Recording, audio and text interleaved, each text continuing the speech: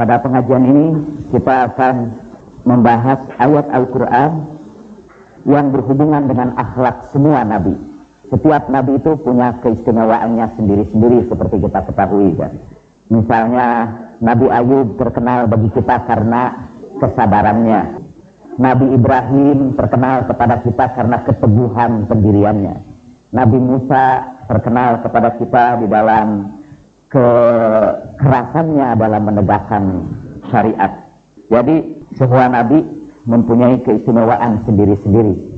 Tetapi ada sifat-sifat yang dimiliki oleh seluruh nabi, termasuk Rasulullah Shallallahu Alaihi Wasallam. Menurut Sayyid Toba-Tobai yang menulis tafsir Mizan, akhlak para Rasul itu dapat disimpulkan dari surat Al-Ma'idah ayat 116 sampai 120. Saya akan bacakan ayat ini. A'udzubillahi minasyaitonirrajim. Surat Al-Ma'idah ayat 116 sampai 120. Wa idza qala Allahu ya Isa ibn Maryam a anta qulta lin-nasi ittakhiduni wa ummi ilahaini min dunillah qala subhanaka ma yakunu li an aqula ma laysa li bihaq in kuntu qultuhu faqad 'alimtahu ta'lamu ma fi nafsi wa la a'lamu ma fi nafsika innaka anta 'allamul ghuyub ma qultu lahum illa ma amartani bih ana a'budullaha rabbi wa rabbakum wa kuntu 'alaihim shahida ma dumtu fihim falamma tawaffaitani kunta antar raqiba 'alaihim wa anta 'ala kulli shay'in shahid in tu'adzibhum fa innahum 'ibaduk wa in taghfir lahum fa innaka antal 'azizul hakim qala Allahu hadha yawmu yanfa'u as-sadiqina sidquhum lahum jannatin tajri min tahtiha al-anharu khalidina fiha abada radiyallahu anhum wa radu anhu dzalikal fawzul 'azim lillahi mulku samawati wal ardi wa ma fihinna wa huwa 'ala kulli shay'in qadir. Dan ketika Allah berkata, "Hei Isa putra Maryam, apakah kamu berkata kepada manusia, ambillah aku dan ibuku sebagai dua orang Tuhan bagi kalian selain Allah?" Nabi Isa berkata, "Maha suci Engkau, tidak mungkin bagiku mengatakan apa yang tidak berhak aku katakan. Jika aku mengatakannya maka Engkau mengetahui apa yang ada di dalam diriku, dan aku tidak mengetahui apa yang ada pada dirimu. Sesungguhnya Engkau Maha mengetahui yang gaib. Aku tidak berkata kepada mereka kecuali yang Kau perintahkan kepadaku, yakni beribadahlah kepada Allah Tuhanku dan Tuhan kamu, dan aku menjadi saksi bagi kalian selama aku hidup di tengah-tengah kalian. Dan ketika Engkau wafatkan aku, maka Engkau lah ya Allah yang menjadi pengawas mereka, dan Engkau menjadi saksi terhadap segala sesuatu. Jika Engkau azab mereka, maka mereka itu adalah hamba-hamba-Mu, dan jika Engkau ampuni mereka, maka sesungguhnya Engkau Maha Perkasa dan Maha Bijaksana. Allah berfirman, inilah hari ketika orang-orang yang tulus imannya, ketulusan imannya memberikan manfaat kepada orang-orang yang tulus imannya. Surga yang mengalir di bawahnya sungai-sungai kekal mereka di dalamnya selama-lamanya. Allah ridho kepada mereka dan mereka ridho kepada Allah. Itulah kebahagiaan yang besar. Kepunyaan Allah lah kerajaan langit dan bumi dan apa-apa yang terdapat di dalamnya, dan Dia berkuasa atas segala sesuatu. Dari ayat ini para ahli tafsir itu menjelaskan beberapa adab atau akhlak para nabi. Karena pembahasannya ini agak panjang, saya akan mulai dari, kalau di sini dia sebut poin yang ke-8. Di antara adab para nabi terhadap manusia dalam pergaulan mereka dan di dalam hubungan sosial di antara mereka ialah seperti disebutkan berulang kali di dalam Al-Quran. Kita kembali kepada ayat ini. Di sini dijelaskan Nabi Isa itu ditegur Allah Subhanahu wa taala itu dalam percakapan di sini. Apa betul kamu mengajarkan kepada mereka bahwa kamu itu Tuhan dan bahwa ibumu juga itu Tuhan? Ada sebagian orang Kristen yang menyebutkan bahwa ini salah satu kesalahan Al-Quran, bahwa karena di dalam Kristen kami tidak pernah menganggap Maryam itu sebagai Tuhan. Karena di dalam agama Kristen ketiga unsur itu adalah Tuhan Bapa, Tuhan Anak, dan Rohul Kudus. Dan Maryam tidak termasuk ke dalamnya. Jadi kata ini Quran ini keliru, ya, salah menduga, dikiranya kita menyembah Maria, Bunda Maria. Tapi orang Kristen yang ngomong itu yang keliru. Di dalam sejarah agama Kristen sampai sekarang ada yang disebut Mariolatri, pemujaan terhadap Maryam. Jadi Maryam dianggap salah satu di antara Tuhan. Sampai sekarang para biarawati itu kalau memutar rosario mereka, memutar tasbihnya, di antara nama yang mereka sebut adalah nama Maria. Maria itu memang bagian dari tempat pemujaan mereka. Nah, karena itu Allah Subhanahu wa taala di sini digambarkan kepada kita menegur Nabi Isa. Apa betul kamu mengajarkan kepada manusia bahwa kamu dan ibumu itu menjadi Tuhan? Lalu Nabi Isa berkata, tidak mungkin aku berkata seperti itu. Sekiranya aku berkata juga pasti engkau sudah tahu apa yang ada di dalam diriku. Aku sendiri tidak tahu apa yang ada pada dirimu. Engkaulah yang mengetahui yang gaib. Lalu setelah itu Nabi Isa berkata, aku tidak berkata kecuali yang engkau perintahkan kepadaku. Di dalam perjanjian baru, aku tidak berkata-kata berdasarkan kehendakku sendiri, tapi berdasarkan perintah Bapakku yang ada di surga. Misalnya itu di dalam perjanjian baru. Saya ingat itu betul ayat itu dalam perjanjian baru, karena pernah di sekolah saya di Mutahari, anak-anak Mutahari itu demonstrasi protes. Tapi ketika saya perhatikan protes mereka, rupanya ada guru yang mempengaruhinya di belakang. Karena suara-suaranya itu bukan kepentingan mereka. Misalnya kalau murid demonstrasi, misalnya mereka menuntut misalnya supaya iuran diturunkan. Kalau ini mereka menuntut kenapa di sekolah itu seakan-akan ada dua pimpinan. Waktu itu saya memperbaiki yayasan. Akhirnya saya ketahuilah bahwa di belakangnya ada guru. Saya berkata, kalian itu seperti Yesus dalam perjanjian baru.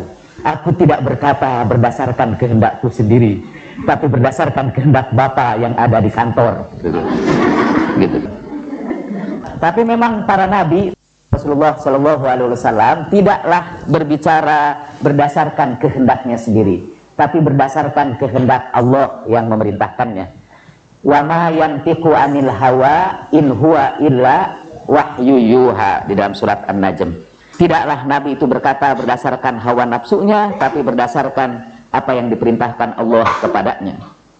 Di dalam ayat-ayat Al-Quran juga dijelaskan yang terjadi itu sebetulnya dari peristiwa ini ialah Nabi Isa sendiri tidak mengajarkan itu, tapi para pengikutnya kemudian satu mungkin salah paham dalam memahami apa yang disampaikannya.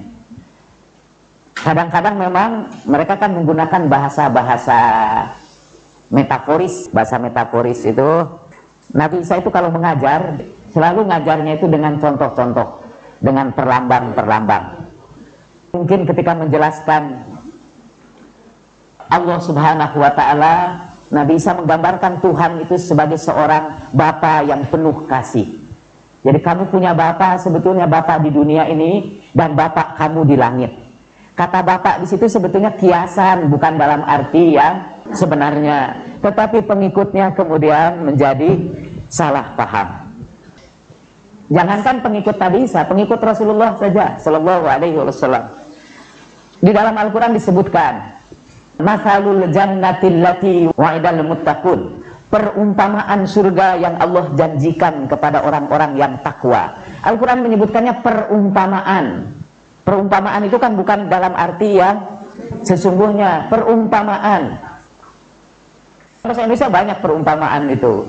Orang itu panjang tangan misalnya kan. Panjang tangan itu bukan dalam arti sebenarnya. Dalam bahasa Indonesia menarik, panjang tangan itu artinya suka mencuri. Dalam bahasa Arab, panjang tangan itu artinya dermawan. Rasulullah Shallallahu Alaihi Wasallam itu pernah suatu saat berkata bahwa di antara istrinya ada yang panjang tangan, dan Rasulullah memuji bahwa salah seorang istrinya itu panjang tangan dan disukai Allah Subhanahu Wa Taala. Lalu karena istri-istri Nabi kemudian mengukur tangan mereka mana yang paling panjang, karena Rasulullah memuji orang yang paling panjang tangannya. Pengikut Nabi saja udah salah paham mendengar ungkapan Nabi seperti Rasulullah suka kepada istrinya yang paling panjang tangannya. Jadi mereka ukur semua. Barulah Rasulullah jelaskan bahwa panjang tangan yang dimaksud di situ itu dermawan. Sama seperti ketika turun ayat tentang puasa. Makan dan minumlah sampai jelas benang putih dan benang hitam. Wa kulu wasrabu hatta yatabayyana lahumul khaytul abyadu minal khaytil aswad. Makan dan minumlah kamu sampai jelas benang putih dari benang hitam. Lalu itu ada seorang sahabat pergi tidur dengan membawa benang putih dan benang hitam. Disimpannya di dekat bantalnya.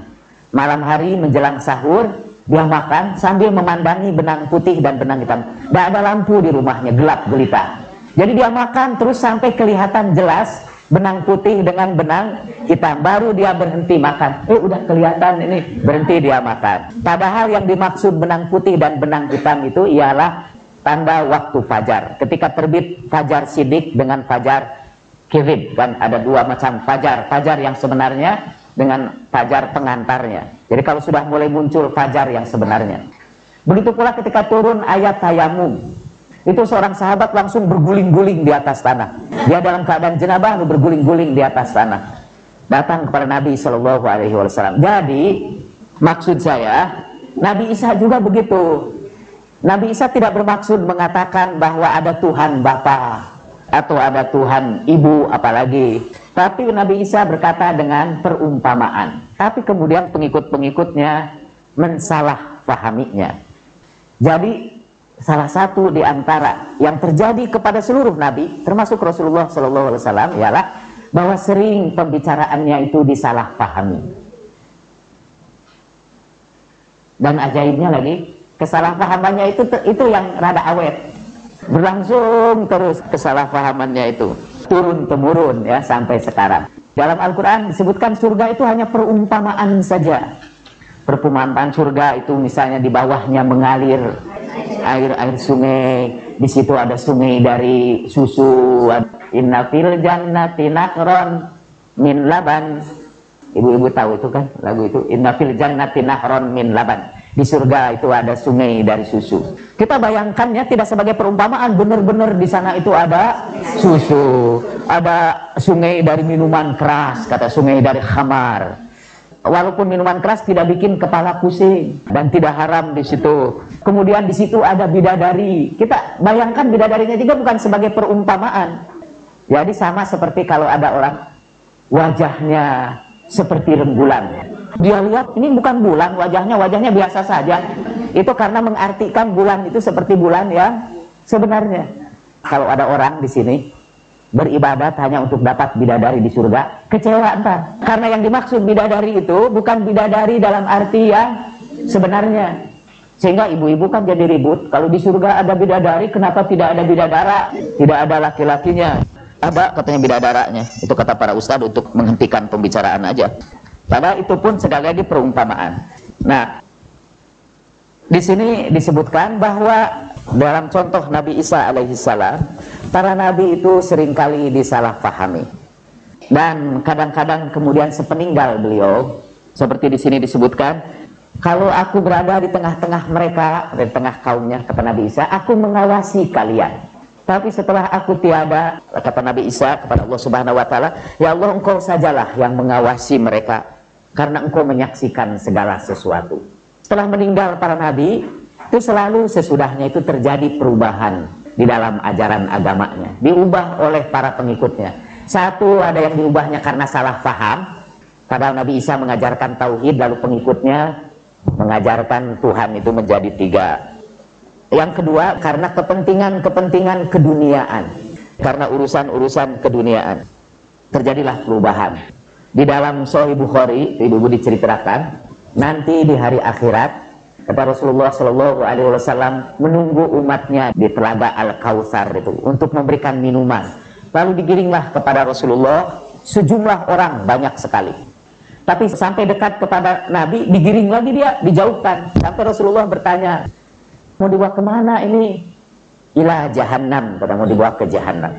Lalu kata Rasulullah Shallallahu Alaihi Wasallam, ashabi, ashabi, ini kan sahabat-sahabatku, bukankah mereka itu sahabat-sahabatku?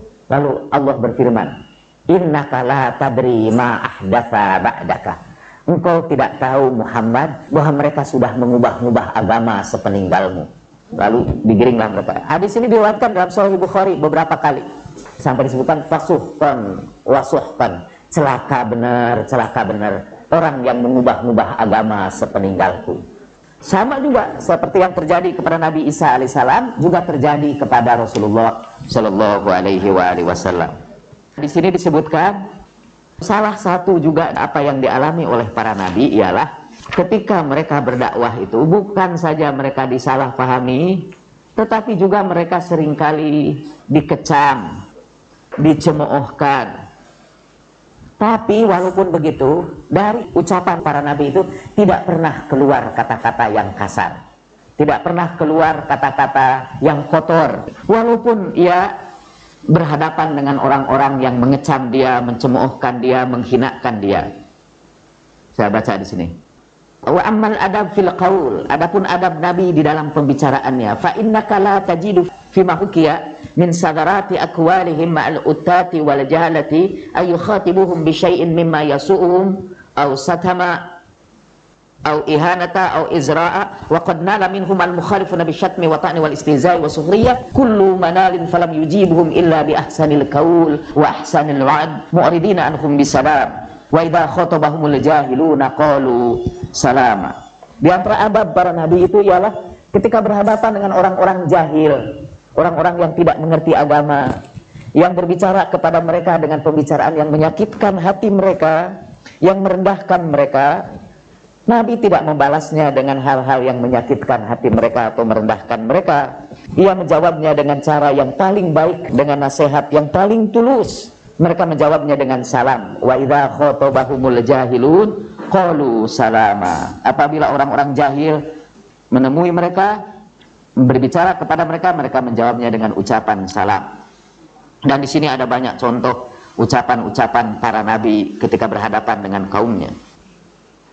Ini di dalam surat As-Su'ara ayat 28 ketika Nabi Musa berhadapan dengan Fir'aun. Nabi Musa mengajarkan kepada Fir'aun bahwa Tuhan itu adalah Tuhan yang menciptakan seluruh alam semesta itu. Dialah Rabbul Alamin. Lalu Fir'aun kata bertanya, siapa itu Rabbul Alamin? Kata Nabi Musa, Tuhan pemilik langit dan bumi dan yang ada di antara keduanya. Ayat itu panjang, kita lewat sebagian. Apa kata Fir'aun? Qala inna rasulakumul ladzi ursila ilaikum lamajnun. Qala rabbul masyriqi wal maghribi wa ma bainahuma in kuntum ta'qilun. Mendengar ucapan Nabi Musa, kata Fir'aun, ketahuilah kepada kaumnya, sesungguhnya Rasul ini yang datang kepada kalian itu orang gila dia. Inna rasulakumul ladzi ursila ilaikum lamajnun. Dia itu orang gila. Dan tuduhan yang sama juga pernah dialamatkan kepada Nabi Muhammad Shallallahu Alaihi Wasallam. Beliau juga dituduh sebagai orang gila.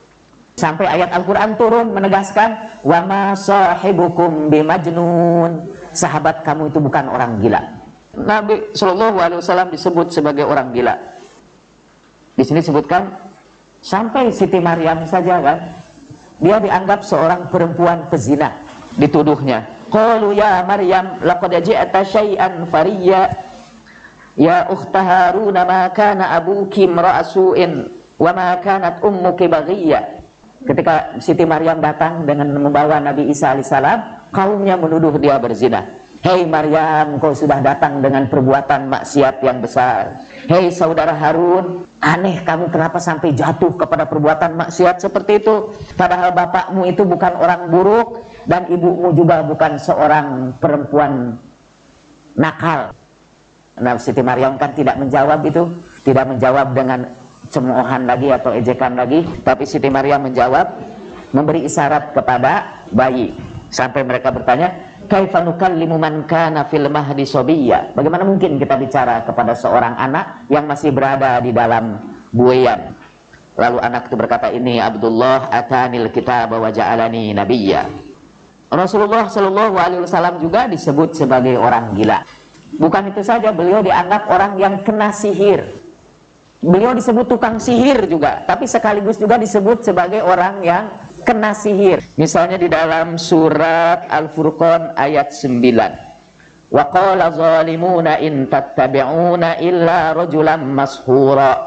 Al-Furqan ayat 9. Berkata orang-orang zalim, dianggapnya Rasulullah itu selain gila, dia ini orang yang sudah kena sihir. Rajulan mashura.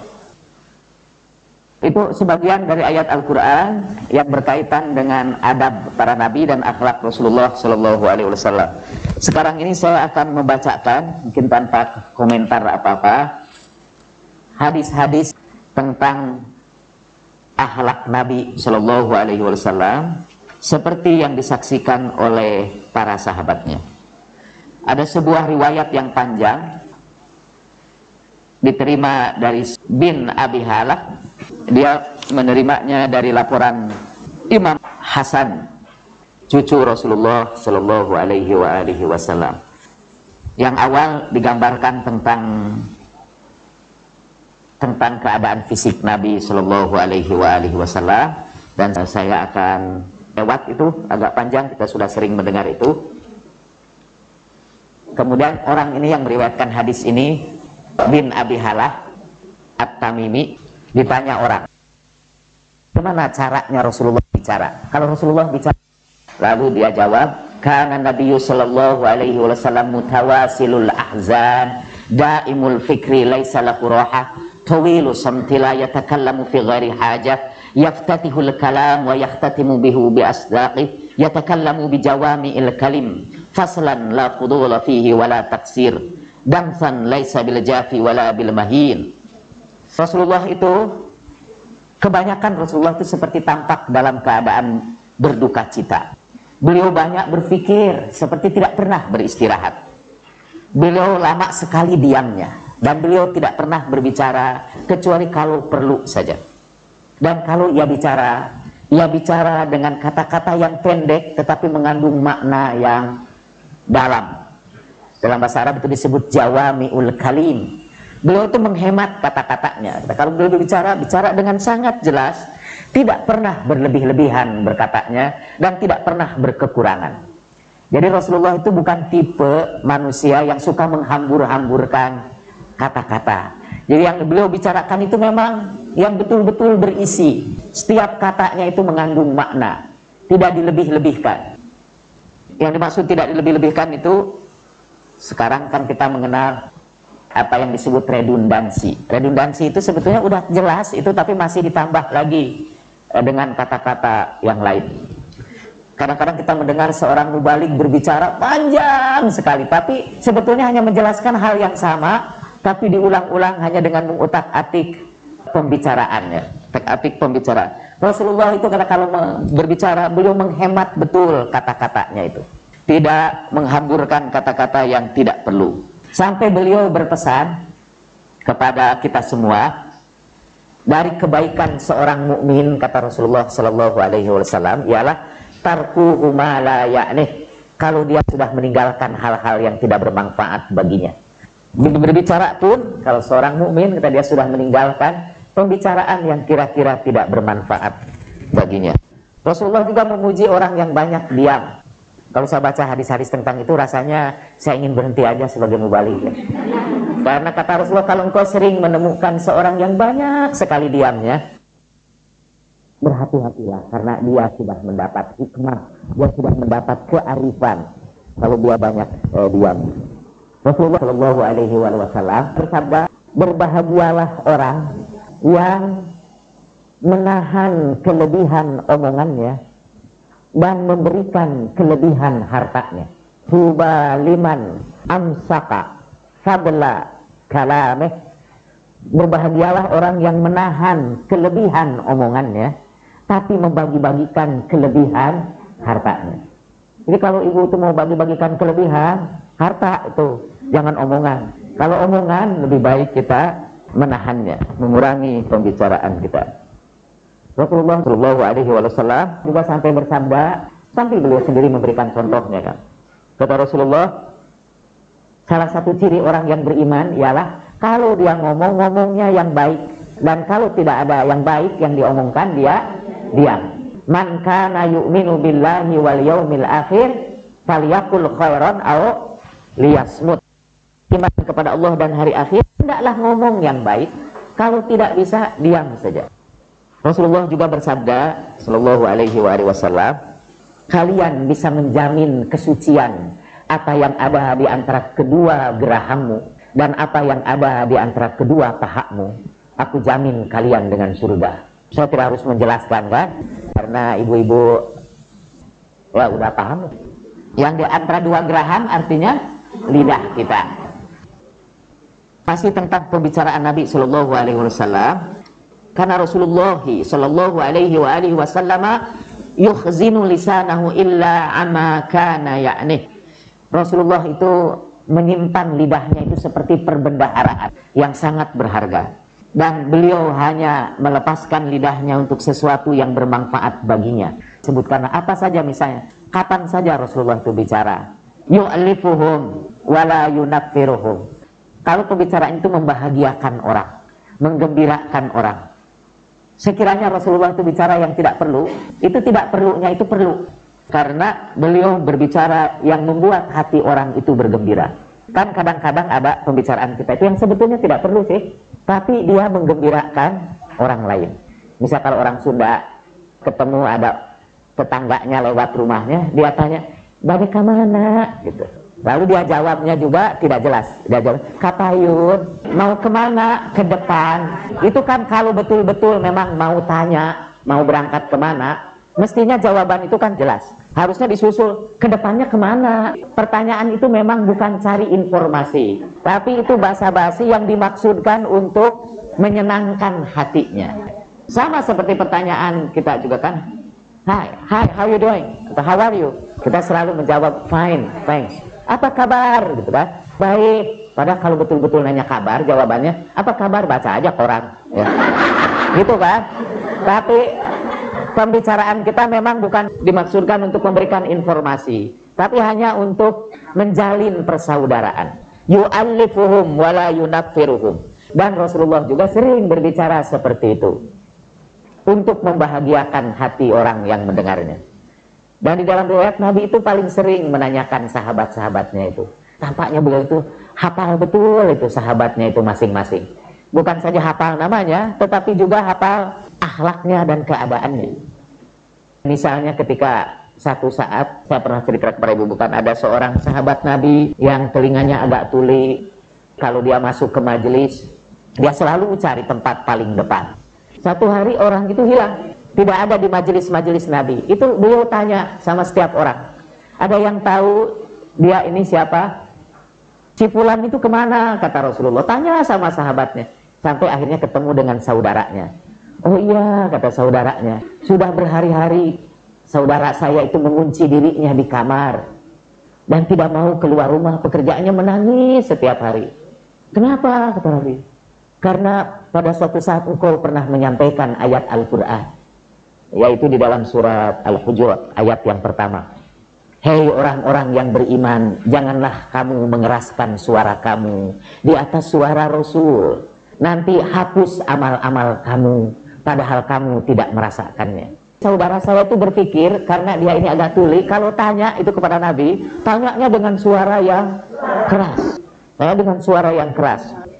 Jadi dia merasa, pastilah yang dimaksud ayat ini saya. Dia nangis setiap hari itu bertaubat, karena pastilah amal-amalnya terhapus. Lalu Rasulullah SAW bersabda itu, ucapannya tadi menggembirakan hati orang. Beritahukan sama dia, bukan tentang dia ayat itu turun. Orang itu gembira betul. Dan dia datang menemui Rasulullah, bahkan menciumi kaki Rasulullah, berterima kasih bahwa ayat itu tidak turun tentang dia. Seperti juga ketika terjadi perang Tabuk itu kan ada beberapa sahabat yang pura-pura mengundurkan diri dari peperangan, tidak mau ikut, dia tidak muncul. dan oleh Rasulullah Shallallahu Alaihi Wasallam mereka dihukum, diberikan tindakan indisipliner. Kaum muslimin dilarang berbicara dengan mereka, dilarang berhubungan dengan mereka, sampai ada yang punya istri-istrinya pun dilarang melayani mereka karena tindakan mereka yang sebetulnya bisa merugikan kaum muslimin kan, karena mereka tidak mau ikut berperang tanpa alasan yang jelas. Di antaranya ada seorang sahabat yang ibu-ibu yang pernah naik haji kan pasti mengenalnya, ada sahabat yang namanya Abu Lubabah.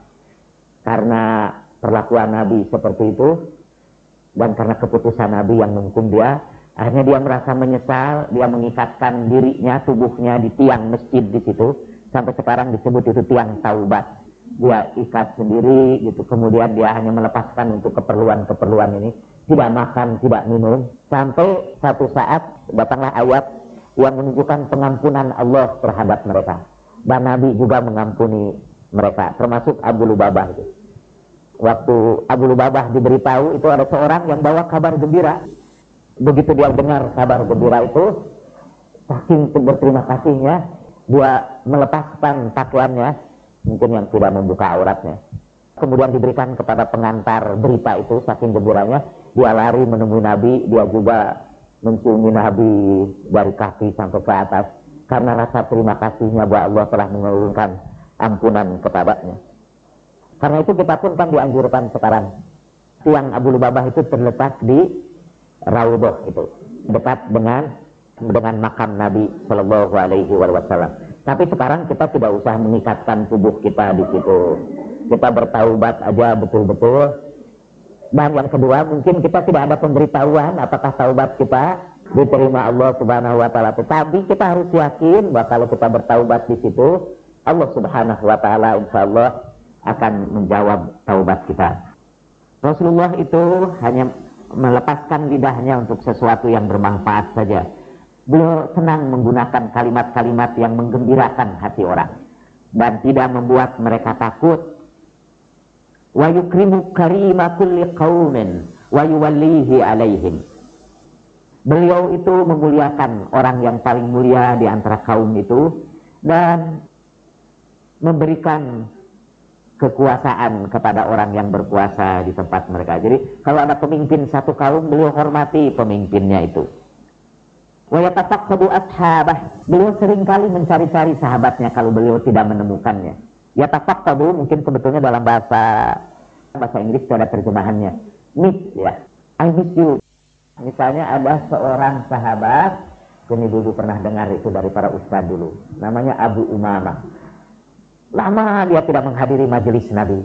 Begitu dia datang ke majelis beliau tanya, "Hei Abu Umamah, kemana saja kamu tidak pernah datang? Kenapa kamu tidak datang ke majelisku?" kata Rasulullah. Lalu Abu Umamah berkata, "Ya Rasulullah, saya ini sekarang lagi stres." Kalau pakai bahasa sekarang, lagi stres karena saya banyak utang. Saya dikejar-kejar orang yang mau menagih utang saya. Kalau kata Rasulullah, maukah kamu saya ajarkan satu doa yang kalau kamu amalkan doa itu, Allah akan bayarkan utang-utang kamu dan Allah akan bebaskan kamu dari kejaran manusia.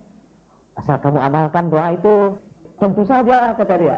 Lalu Rasulullah ajarkan kepada dia doa yang ibu-ibu sudah kenal. Allahumma inni a'udzubika minal hammi wal hazan wa a'udzubika minal jubni wal bukhli. Allahumma inni a'udzubika minal jubni wal bukhli wa a'udzubika minal ghalabatid daini wa qahrir rijal. Termasuk sunnah Nabi itu juga ialah menanyakan kawan-kawan kita kalau sudah lama kita tidak berjumpa dengan dia.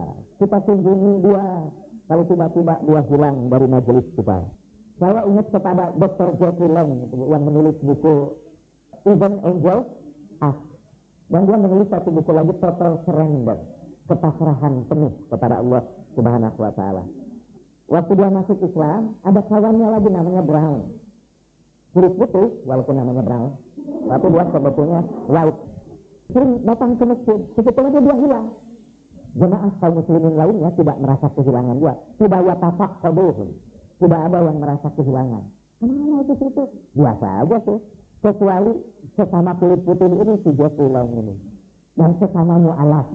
Dia tanya-tanya telepon ke rumahnya, teleponnya tidak pernah diangkat. Mungkin telepon dia itu ada ID caller itu ya. Jadi kalau ada yang telepon ketahuan ini audinya. Wah ini baru orang masjid, udah gak dia jawab. Ya. Kalau beliau berada di dalam majelis, beliau tidak duduk atau tidak berdiri dari majelis itu kecuali dengan meminta izin lebih dahulu. Kalau beliau datang satu majelis, mau duduk di satu tempat, beliau tanya dulu, bolehkah saya duduk di tempat ini? Sekarang saya lihat orang-orang barat misalnya di airport ada tempat duduk, izin exercise, meminta izin dulu. Kalau orang Indonesia enggak, kalau saya sedih kenapa ini orang barat yang meniru sunnah Nabi Sallallahu Alaihi Wasallam, kita yang enggak itu harus. Ini apa tidak keliru kita milih Nabi? Kalau beliau duduk di sebuah majelis, beliau duduk di tempat yang sama dengan orang-orang lainnya. Hadin min julasa'is anna haban akramu alaihi minhu. Jadi kalau beliau duduk, karena beliau itu seorang pemimpin kaum, dia tidak pernah duduk di tempat yang istimewa. Sampai teman duduknya itu tidak akan mengira bahwa Rasulullah itu jauh lebih mulia dari dia. Meletakkan kedudukannya itu sama dengan yang lain. Kalau berada dalam majelis, dia tidak berada di center of the table. Dia bersama-sama dengan kaum itu seluruhnya. Hatta katalah wasaba abun min julasa'u anna haban akramu alaihi. Sampai orang tidak mengira bahwa dia lebih mulia daripada yang lain. Dan kalau dia sedang duduk, misalnya berbicara dengan yang lain, manjala tahu sobarahu, dia bersabar betul menghadapi teman duduknya itu, hatta wakuna huwal munsharif, sampai orang itu yang meninggalkan dia. Beliau tidak pernah meninggalkannya lebih dahulu, sampai dia yang meninggalkannya. Man sa'alahu hajatan lam yarji ila biha au bimansurin minal qaul. Kalau ada seorang yang punya keperluan kepadanya, beliau tidak pernah menolak keperluan dia, kecuali kalau tidak ada yang bisa dipenuhinya, paling tidak beliau memenuhinya dengan ucapan yang menyenangkan hatinya. Tapi di dalam Al-Quran kan disebutkan wa kullahum qawlan mansura dalam surat Bani Israel. Kalau engkau Muhammad tidak bisa memenuhi keperluan mereka, karena engkau pun sedang mengharapkan anugerah dari Tuhanmu, paling tidak ucapkanlah kepada mereka ucapan yang membahagiakan hatinya. Jadi selalu memberikan harapan kepada orang-orang itu. Mutawabi'un yuwaqiruna al-kabir wa warhamuna as-saghir wa yu'thiruna al-habah wa wahsahuna al-gharib. Beliau orang yang rendah hati, suka memuliakan orang-orang yang mulia, orang-orang besar, dan menyayangi orang-orang kecil. Beliau dahulukan orang yang punya keperluan di atas keperluannya sendiri. Dan beliau tanyakan orang-orang yang tidak ada di hadapannya. Beliau menjaga betul kepentingan orang-orang yang terasing.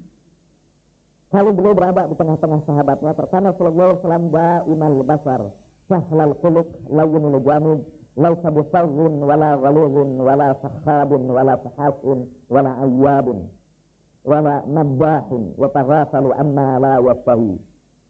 Kalau beliau berada di tengah-tengah sahabat-sahabatnya sedang duduk bersama, wajahnya selalu ceria, ba'imal basar. Beliau selalu menunjukkan kegembiraannya, keceriaannya.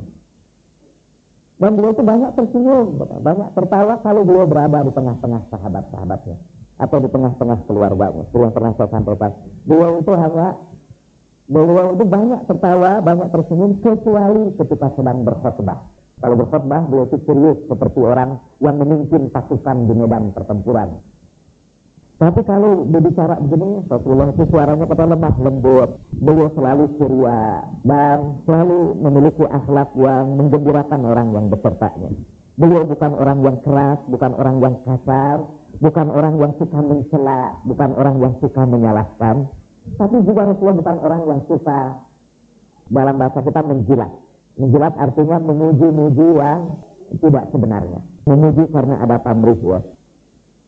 Rasulullah itu sudah mengharamkan untuk dirinya melakukan 3 hal.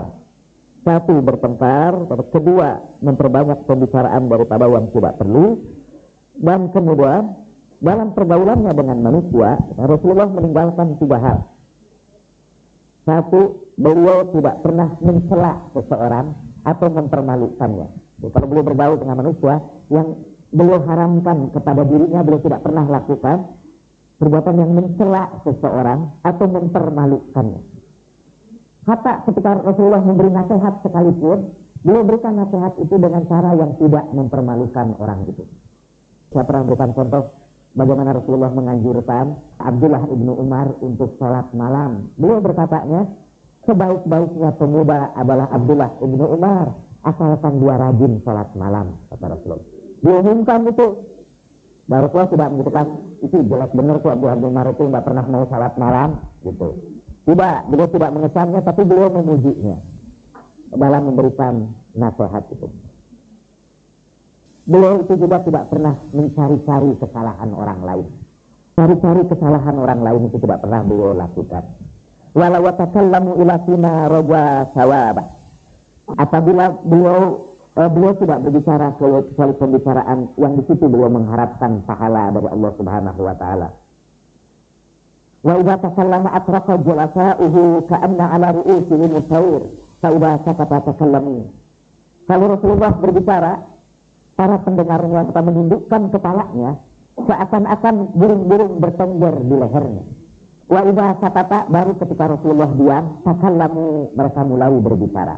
Jadi di sini juga adab sebetulnya berbicara. Kalau ada seorang berbicara, kita diam, dan baru kalau dia memberikan kesempatan bicara, kita mulai berbicara. Saya menghentikan di situ itu untuk berhenti bicara dan memberikan giliran kepada ibu-ibu kalau ada pertanyaan.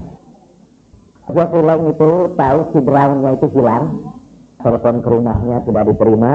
Satu saat dia datang aja berkunjung ke rumahnya. Dia ketuk pintu dan dia tahu di rumah. Dia ucapkan salam, tidak ada jawaban. Tapi dia tunggu terus. Dia ucapkan salam lagi. Kedua kalinya dia tunggu terus. Dan dia yakin salahnya itu ada. Baru setelah salam ketiga, akhirnya dibuka pintu tanpa menjawab salam. Sampai ke depan, dibawa masuk. Gua tanya, kenapa sekarang Mbak datang lagi ke majelis kita ini? Sambil menunjuk kepada patung Buddha di situ. Saya sudah bantu agama lagi sekarang. Saya sudah pindah dari Islam kepada Buddha. Karena buat saya, kata si Brown itu, agama itu seperti kaos kaki aja lah. Mana yang paling cocok itu yang saya pakai, kata dia. Lalu tanya, kenapa kamu ini meninggalkan Islam? Jawaban gua, saya ini mencari agama yang dipraktekkan oleh para pengikutnya. Islam itu memang hebat, kata ajarannya bagus-bagus. Tapi saya tidak lihat pengikutnya mempraktekkan ajaran agama ini. Saya lihat ajaran agama Buddha itu sederhana, tapi dipraktekkan oleh para pengikutnya. Udah, saya pilih agama ini aja. Lalu kata si Brown yang tanya, kalau kami sih mengapa kami masuk Islam, masih tetap Islam? Padahal pengikut-pengikutnya seperti itu. Kata dia pulang terkejut, iya ya, kenapa saya ini dulu masuk Islam? Tapi akhirnya dia berpikir, oh ternyata saya masuk Islam karena Al-Quran. Karena saya membaca Al-Quran, karena saya melihat kebenaran Al-Quran, saya masuk Islam. Jadi saya tidak peduli apakah pengikutnya mempraktekkan itu atau tidak, saya mengikuti Al-Quran. Kata Dr. Rasulullah. Tapi inti dari pembicaraan kita ini kan, buat ulang itu, kalau ada kawannya hilang, buat tanya-tanyakan. Sehingga setiap orang, kalau begitu kan merasa bahwa dia ini diperhatikan oleh orang lain. Orang itu pasti orang baiklah. Bahwa ini mohon maaf, waktu kecil itu saya ditinggalkan ayah saya, katanya dalam perjuangan. Ayah saya dulu seorang lurah di kampung itu, baru saya dengar dari orang-orang bahwa ayah saya itu termasuk sangat dicintai oleh rakyatnya itu. Jadi dia suka membagi-bagikan kelebihan hartanya, bukan kelebihan omongannya. Nah waktu pada akhirnya ayah saya kembali, waktu itu saya sedang SMA, dia kembali lagi, gabung lagi dengan ibu saya. Orang kampung berdatangan semua, hampir setiap hari itu pesta. Dan yang paling mengesankan saya baru awal saya waktu itu, dia selalu tanya, oh kalau Basri itu kemana dia sekarang? Tanya apa? Ini siapa? Tanya kepada setiap orang itu. Dan pernah suatu saat seorang datang ke situ dan tidak pernah ditanyakan oleh ayah saya itu. Tapi dia datang ke situ. Lalu ayah saya waktu menyambutnya, ya Allah, kamu itu saya tanyakan kepada banyak orang. Saya tahu dia tidak pernah tanya tentang orang itu. Kemana kamu itu? Alhamdulillah kamu datang sekarang ini. Buat saya itu satu pelajaran yang berharga. Sekarang saya baru tahu bahwa itu sunnah Rasulullah Shallallahu Alaihi Wasallam untuk membahagiakan hati sesama kita. Kalau kita merasakan kita kehilangan mereka. Yang pertama, kalau mereka salah paham itu karena ketidaktahuannya kan. Karena mereka menerima turun-temurun dari orang lain sudah sampai tidak tahu mereka mana yang benar. Termasuk di dalam Islam juga. Kalau kita terima dari turun-temurun, kita tidak tahu mana yang benar selama ini. Nah, kalau kita tidak tahu, berarti kita melakukan sesuatu di luar kemampuan kita. Dan Allah Subhanahu wa Ta'ala tidak menghukum orang di luar kemampuannya. La yukallifullahu nafsan illa wus'aha. Allah tidak akan menghukum seseorang di luar kemampuannya. Jadi saya ingat dulu, saya punya nenek almarhumah. Saya dipelihara nenek waktu kecil itu. Suatu sangat baik. Waktu saya pergi ke kota Bandung, agama saya itu agama yang kolot lah di kampung itu. Agama dari nenek saya. Nenek saya juga yang mengajarkan ilmu-ilmu fikih yang katanya diambil dari Al-Quran dan hadis. Wah, agama seperti itulah. Agama nenek bawa itu. Suka tahlilan, marhabaan, gitu, baca sholawat. Kemudian saya ke kota, dan di kota itu saya bergabung dengan kelompok Persis Sedang Muhammadiyah. Sampai saya jadi salah seorang pimpinan Muhammadiyah. Waktu pulang kampung itu, saya beritahu nenek saya itu, bahwa yang dia lakukan itu bid'ah melulu itu. Kalau dia sholatnya pakai usolli. Ketika ruku dia baca subhana rabbiyal azim wa bihamdi. Saya jelaskan itu salah. Saya bacakan hadis-hadis. Barang siapa yang melakukan bid'ah ditolak seluruh amal-amalnya. Barang siapa yang melakukan sesuatu tanpa perintah kami pasti tertolak. Bahwa ahli bid'ah itu keluar dari agamanya seperti keluarnya rambut dari tepung. Itu nenek saya gelisah gitu. Saya beritahu itu bahwa semua itu keliru. Sekarang saya menyesal. Kenapa diberitahu itu? Padahal nenek saya itu biarlah dia mengamalkan ajaran agama sepanjang yang dia ketahui. Karena sudah lama setelah itu saya dibahas-bahaskan, nenek saya itu meninggal dunia. Sedih betul saya ini betul.